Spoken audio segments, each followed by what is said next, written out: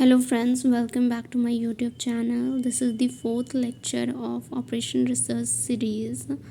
Um Today we learn determination of float and slack time. First we learn float. So what is float? Let me tell you what is float. It is defined as the difference between the latest and earliest activity time. Means कि ये latest और earliest activity time का difference है. आप यहाँ ध्यान रखिएगा, यहाँ एक्टिविटी मेंशन है. Now moving to the next point, slack क्या है? तो it is defined as the difference between the latest and earliest event time. मैंने आपको लेटेस्ट और अर्लीस्ट टाइम इवेंट क्या होता है, एक्टिविटी क्या है, पहले लेक्चर में मैं बता चुकी हूँ. सो मैं यहाँ नहीं बता रही हूँ. ये एक्चुअली में लेटेस्ट और अर्लीस्ट इवेंट का क्या है, डिफरेंस है. इवेंट का डिफरेंस और ये एक्टिविटी का डिफरेंस है. नाउ 3 टाइप के फ्लोट होते हैं. पहला है टोटल फ्लोट. इसको हम TFIJ से रिप्रेजेंट करते हैं. इसका फॉर्मूला दिया हुआ है LSIJ माइनस ESIJ. मीन्स की लेटेस्ट इसका ये सब का क्या मतलब होता है अभी हम देखेंगे. और दूसरा फॉर्मूला है ये TFIJ is equal to LJ minus EI minus TIJ. देखिए यहाँ पर EI क्या है, वो अर्लीस्ट टाइम है for tail event, latest time for head event, और TIJ क्या है, normal time for activity IJ, और TFIJ क्या है, total float for activity IJ. TIJ मैं आपको पहले ही बता चुकी हूँ और टोटल फ्लोट है ये TFIJ for activity IJ. Now moving to the next page. Free float क्या है? तो देखिए फ्री फ्लोट कैसे निकालेंगे, उसका फॉर्मूला दिया हुआ है यहाँ एक्चुअली में.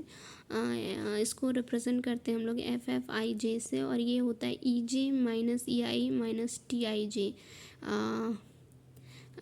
FFIJ दूसरा फार्मूला आप कह सकते हैं total float minus head event slack. लेकिन अगर आप पहला ही फार्मूला याद रखेंगे तो इससे आपका काम बन जाएगा. अगर आप MBA के स्टूडेंट्स हैं जिनको एग्ज़ाम देना है, सेमेस्टर एग्ज़ाम में बस यही सब फार्मूले काम आते हैं स्टार्टिंग वाले. इंडिपेंडेंट फ्लोट मैं बता रही हूँ FIJ. इसको IFIJ कहते हैं, और इसमें EJ minus LI minus TIJ. इसमें भी TIJ माइनस हो रहा है, इसमें भी TIJ माइनस. तो अभी EJ था, यहाँ पर भी EJ है, लेकिन यहाँ EI था माइनस में, यहाँ LI है माइनस में. वही दूसरा फॉर्मूला है आपका IFIJ is equal to free float minus total event tail event slack. Tail event slack क्या होता है, LI माइनस EI. मैं आपको बस यही कहूँगी, आप पहला फॉर्मूला याद रखिए, उसी हिसाब का काम बन जाएगा. Now moving to the next point, next topic, critical activity. तो an activity is set to be critical if the total float for any activity is zero. अगर टोटल फ्लोट कोई भी एक्टिविटी का ज़ीरो है तो उसको क्रिटिकल एक्टिविटी कहेंगे. देखिए हम आप इसको मैं समझाती हूँ एक डायग्राम में. देखिए मैंने यहाँ टोटल फ्लोट, यहाँ मैं इस टेबल को बताऊँगी, लेकिन बस अभी टोटल फ्लोट मैं आपको बता रही हूँ कि क्या होता है एक्चुअली. देखिए यहाँ टोटल फ्लोट है, तो इसका टोटल फ्लोट क्या है, ज़ीरो है. फिर ज़ीरो है, किस एक्टिविटी से है, देखिए यहाँ पर 1 से 2 एक्टिविटी का क्या है, ज़ीरो है टोटल फ्लोट. तो ये क्या हो गया, 1 से 2 एक्टिविटी का अगर ज़ीरो है तो ये क्या हो गया, क्रिटिकल एक्टिविटी हो गया. तो 1 से 2 क्या हो गया, क्रिटिकल एक्टिविटी हो गया. अब आप यहाँ देखिए 3 आ रहा है तो टोटल फ्लोट, लेकिन ये किस एक्टिविटी का है, 1 से 3. तो 1 से 3 है तो ये नहीं होगा आपका क्रिटिकल एक्टिविटी. मीन्स कि जिस एक्टिविटी का टोटल फ्लोट ज़ीरो है, देखिए यहाँ इसका ज़ीरो है, इसका ज़ीरो है, तो आप इसमें देखिए कहाँ पर है, 2 और 4. तो ये जो 2 और 4 है और 1 और 2 है, ये क्रिटिकल एक्टिविटी हो गया. मैं इस टेबल को एक्सप्लेन करूँगी अभी ही. अब देखिए आपको क्रिटिकल एक्टिविटी समझ में आ गया होगा. अब क्रिटिकल पाथ कंडीशन देख लीजिए आप कि क्रिटिकल पाथ कंडीशन क्या होता है. यहाँ देखिए ESI is equal to LFI means earliest starting time of initial event, और LFI means latest finishing time of initial event. ये दोनों बराबर हैं होने चाहिए क्रिटिकल पाथ कंडीशन के लिए. और earliest starting time of final event और latest finishing time of final event, ये दोनों बराबर होने चाहिए। तीसरा कंडीशन भी है earliest starting time ESJ minus ESI is equal to LFJ minus LFI is equal to TIJ। आप ये दोनों भी कंडीशन याद रखेंगे तो आपका काम बन जाएगा, इसको याद रखने की ज़रूरत नहीं है। और देखिए ओवरऑल डायग्राम क्या है आपका। मान लीजिए कि अब मैं आपको बताऊंगी अभी कि तीन तरह के फ्लोट मैंने अभी एक्सप्लेन किया आपको। एक होता है टोटल फ्लोट, फ्री फ्लोट और इंडिपेंडेंट फ्लोट। तो वो उसका ये डायग्राम है, तो मैं इस डायग्राम से आपको दिखाऊंगी कि कैसे इंडिपेंडेंट फ्लोट और फ्री फ्लोट और इंडिपेंडेंट फ्लोट निकाला जाता है। देखिए ये पहला नेटवर्क डायग्राम था 1 से 2, 1 से 3, 3 से 4, 2 से 4। यहाँ पर TIJ, इसी को कहते हैं TIJ और DIJ, मतलब ड्यूरेशन ऑफ एन एक्टिविटी। 4 यहाँ फिर 1 हो गया TIJ, यहाँ 1 हो गया। मैंने इसमें फॉरवर्ड पास कंप्यूटेशन किया है, बैकवर्ड पास कंप्यूटेशन किया है। मैंने आपको पहले ही बता दिया कि फॉरवर्ड पास कंप्यूटेशन कैसे करते हैं, बैकवर्ड पास कंप्यूटेशन कैसे करते हैं। ये जो नीचे वाला जो टेबल है वो नीचे वाला बॉक्स जो है वो रिप्रेजेंट कर रहा है अर्लीस्ट टाइम को, और ऊपर वाला लेटेस्ट टाइम को। मैं आपको पहले ही बता चुकी हूँ, ये I होता है और फिर ये J हो गया। ये लेटेस्ट अगर ESI है तो ये EIJ होगा, ये LSI है तो ये LFJ होगा, LSI है तो ये LFJ होगा, ESI है तो EFJ होगा, ये I होता है ये J होगा। Earliest time, earliest starting time, earliest finishing time, latest starting time, latest finishing time. अब मैं आपको बताऊंगी। देखिए यहाँ पर एक्टिविटी क्या है 1 से 2, तो देखिए मैंने यहाँ पर लिखा है एक्टिविटी 1 से 2। फिर यहाँ पर देखिए 1 से 3 है तो मैंने यहाँ लिखा है 1 से 3। और फिर देखिए यहाँ 2 से 4 है तो मैंने यहाँ लिखा है 2 से 4। यहाँ 3 से 4 है तो मैंने यहाँ लिखा है 3 से 4। और फिर मैंने यहाँ देखिए ये TIJ होता है 4, 1 से 2 के बीच में 4 है, तो यहाँ 1 से 2 के बीच में मैंने 4 लिखा है। यहाँ देखिए 1 से 3 के बीच में 1 है, तो 1 से 3 के बीच में यहाँ 1 लिखा है मैंने। और 2 से 4 के बीच में 1 है, तो देखिए यहाँ पर 2 से 4 के बीच में मैंने 1 लिखा है। यहाँ 3 से 4 के बीच में 1 है, तो यहाँ 3 से 4 के बीच में मैंने 1 लिखा है। तो ये हो गया आपका। अब मैं टेबल बनाऊँगी। देखिए ये अर्लीस्ट टाइम है, इसका स्टार्टिंग टाइम है, ये फिनिशिंग टाइम है। ES कहते हैं इसको, ES कहते हैं इसको, EF कहते हैं इसको। अब देखिए यहाँ ये जो है ES जो होता है वो EI होता है। अर्लीस्ट है, इसका हेडिंग में स्टार्टिंग दिया मैंने, फिर फिनिशिंग दिया है। इसको ES सिंबल से रिप्रेजेंट किया है, इसको EF। मैं आपको बता दूँ ES जो होता है EI के बराबर होता है, पर EF जो होता है EJ के बराबर नहीं होता है। EF को निकालने के लिए फॉर्मूला होता है EI प्लस TIJ। तो पहले हम लोग EI निकालेंगे, डायग्राम जो मैंने आपको अभी दिखाया था उससे। इसका मतलब क्या हो गया, अर्लीस्ट स्टार्टिंग टाइम। तो 1 से 2 के बीच में क्या है आपका 0 आया है। तो कैसे मैंने ये लिखा है मैं आपको बता देती हूँ, बाकी आपको सब समझ में आ जाएगा। देखिए पहला देखिए कैसे लिखा है मैंने 0 1 से 2 के बीच में। तो देखिए यहाँ पर 1 से 2 के बीच में ये जो नीचे वाला है वो अर्लीस्ट टाइम है, तो ये EI है। और ये क्या हो गया EJ हो गया। ये स्टार्टिंग टाइम है पर ये फिनिशिंग टाइम नहीं है, उसको निकालने का फॉर्मूला होता है, मैं आपको बताऊंगी। ये जो हो गया वो क्या हो गया 1 से 2 के बीच में अर्लीस्ट स्टार्टिंग टाइम क्या हो गया 0। और ये EI हो गया, ये EJ है, ये EF नहीं है, ये EI है, EJ है। और अर्लीस्ट स्टार्टिंग टाइम है पर ये अर्लीस्ट फिनिशिंग टाइम नहीं है। तो 0 है, तो वही मैंने यहाँ 0 लिखा है। फिर देखिए 1 से 3 के बीच में मैंने यहाँ 0 लिखा है अर्लीस्ट स्टार्टिंग टाइम। तो देखिए मैंने कैसे लिखा है 1 से 3 के बीच में अर्लीस्ट स्टार्टिंग टाइम क्या है, दैट इज़ EI क्या है 0 या 1 है, तो हम तो 0 लेंगे ना। उसी तरीके से आप देखिए यहाँ 2 से 4 के बीच में मैंने क्या लिखा है 4। तो मैंने कैसे लिखा है देखिए यहाँ पर 2 से 4 के बीच में अर्लीस्ट स्टार्टिंग टाइम क्या हो गया 4, तो उसी तरह से लिखा है मैंने। उसी तरह से 3 से 4 के बीच में अर्ली स्टार्टिंग टाइम क्या हो गया बताइए। वीडियो को पॉज कीजिए, आंसर दीजिए मुझे, कैसे होगा, 1 होगा या 5 होगा। तो यहाँ क्या होगा, 1 होगा।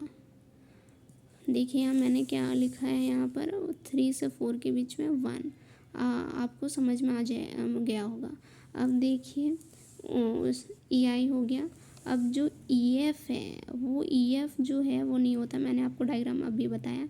ये ई एफ क्या होता है, ई आई प्लस टी आई जे, मतलब 0 + 4 4, फिर 0 + 1 1, 4 + 1 5, 1 + 1 2। हम पढ़ते, देखिए लेटेस्ट का मैंने यहाँ कॉलम बनाया हुआ है।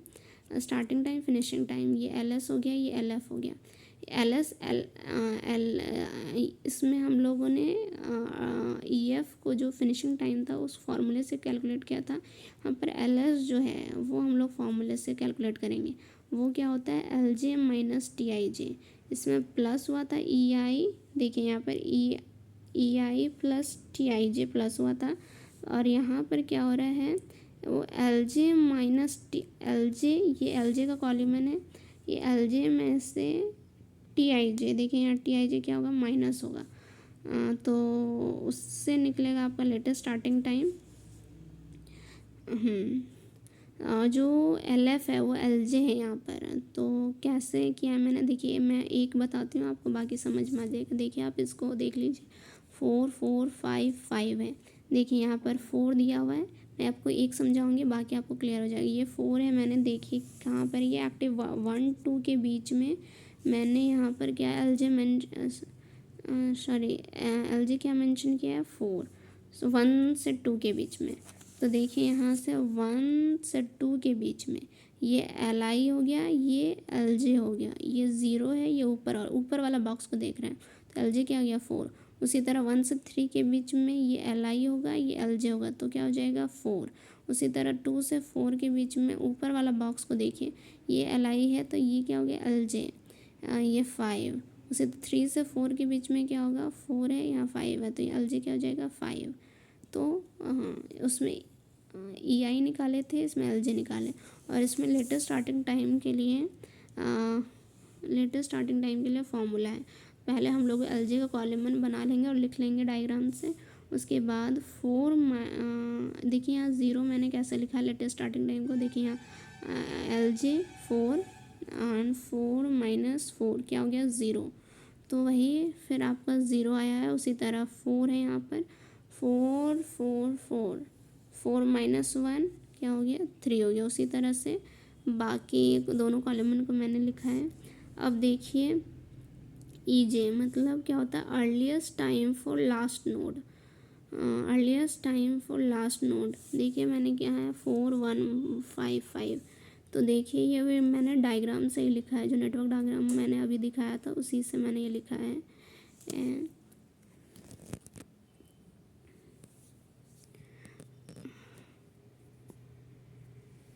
देखिए यहाँ पर क्या है आपका ई जे, मतलब earliest time for last node. ये मैंने कैसे लिखा है, यहाँ 4, ये 4 लिखा है मैंने 1 से 2 के बीच में। तो देखिए यहाँ पर कैसे है, 1 से 2 के बीच में ये ई आई है, तो ये क्या हो जाए, सॉरी नीचे वाला बॉक्स को देखना है, ई आई है तो ई जे हो जाएगा, 4 है 1 2 के बीच में। देखिए 1 से 2 के बीच में मैंने ई जे क्या लिखा है, 4। उसी तरह से आप बाकी को कर सकते हैं, 1 5 5। आई होप आपको क्लियर हो गया होगा। अब देखिए मैं टोटल फ्लोट निकालूंगी, L S minus E S means latest starting time में से अर्लीस्ट स्टार्टिंग टाइम जाएगा।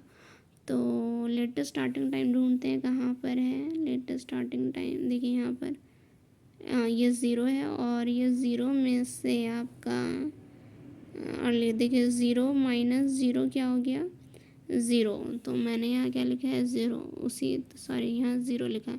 उसी तरह से आप बाकी को कर सकते हैं, ये टोटल फ्लोट का है फॉर्मूला की हेल्प से। और फिर मैं फ्री फ्लोट बताती हूँ, इसका क्या है कि ई जे माइनस ई आई, मैंने ई जे देखिए अभी निकाला और ई आई पहले निकाला था। उसमें से आप टी आई जे माइनस कर दीजिए तो ये इसका कॉलम आएगा। उसी तरह से इंडिपेंडेंट फ्लोट क्या होगा, ई जे में से आप एल आई मैंशन करेंगे, तो एल आई मैंने नहीं निकाला तो उसके लिए मैंने नेक्स्ट कॉलम बनाया है। ये क्या, latest time for initial event. आप देखिए 0 मैंने मेंशन किया है 1 से 2 के बीच में। देखिए ये 1 से 2 के बीच में एल आई क्या हो जाएगा, 0। उसी तरह 1 से 3 के बीच में एल आई क्या हो जाएगा, 0। ऊपर वाला बॉक्स को देखिए, 2 से 4 के बीच में एल आई क्या हो जाएगा, 4। और 3 से 4 के बीच में एल आई क्या हो जाएगा, 4। 4 और 5 में से एल आई क्या हो गया, 4 नहीं, क्योंकि ये आई होता है और ये जे होता है। तो उसी तरह से आप कर सकते हैं फॉर्मूला को देख के, जैसे मैंने अभी एक्सप्लेन किया उसी तरह से सब एक्टिविटी के बीच में। और फिर इंडिपेंडेंट फ्लोट के लिए ई जे मैंने अभी यहाँ पर है, देखिए ई जे यहाँ पर है, और इसमें से मैं एल आई मैंशन करूँगी। 4 माइनस 0 तो 4 हुआ, फिर टी आई जे आप माइनस कीजिए तो फिर 0 हो जाएगा। उसी तरीके से सब कैलकुलेट हुआ है, मैंने किया है।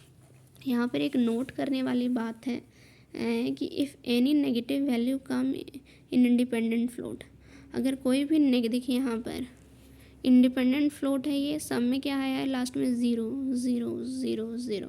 तो अगर कोई भी नेगेटिव वैल्यू आता है इंडिपेंडेंट फ्लोट में जो नेगेटिव है, तो हम उसको क्या कंसिडर कर लेंगे, 0। अगर जैसे -1 आया, मान लीजिए यहाँ पर -1 आता तो हम 0 कंसिडर करेंगे, यहाँ -2 आता तो 0 कर, -3 आता तो यहाँ हम 0 कंसिडर कर लेते हैं। आई होप आपको क्लियर हो गया होगा।